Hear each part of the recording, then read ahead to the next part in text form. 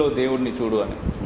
ఆయన ప్రతి మనిషి దేవుళ్ళ ఎదిగే అవకాశం కేవలం మన ధర్మం మనకిచ్చింది. మనల్ని మనం తెలుసుకునే ప్రయత్నం చేయాలి. చాలా అద్భుతం అమ్మ, బాగుంది. అండ్ కొంచెం మళ్ళీ మనం మాట్లాడుకుందాం సార్, మళ్ళీ అక్కడికి వెళ్దాం తప్పకుండా. సో ఇప్పుడు ధర్మం అని వారు మాట్లాడారు, వీరు మాట్లాడారు, అందరూ మాట్లాడుతూ ఉంటారు బయట కూడా.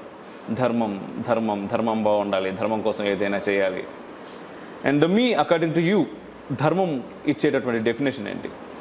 ఇందాక చెప్పుకున్నట్టు ఇంగ్లీష్లో కొంచెం కష్టం ధర్మం గురించి చెప్పాలంటే. They talk about consciousness, they talk about righteousness, they talk about virtuousness, ఇంకా చాలా నడుస్తుంటాయి. బట్ నేను చూసినంత వరకు, నాకు చెప్పినంత వరకు అండ్ నేను నేర్చుకున్నంత వరకు, ధర్మం is doing your duty and which actually can sustain and grow. So anything which can sustain and grow is ధర్మ. ఓకే, ఎప్పుడైతే గ్రోత్ లేదు మీకు అక్కడ, మీరు ఎంత పూజలు చేసినా ఎంత చేసినా దట్ ఈస్ నాట్ ధర్మం. Is it resulting in growth? Is it resulting in growth of the universe? నా గ్రోత్ కాదు. నేను చాలా హ్యాపీగా నాకు ప్రమోషన్ వచ్చింది, నేను CEO అయిపోయాను, నేను best company fortune 500 top company CEO. That is not growth, is not ధర్మ.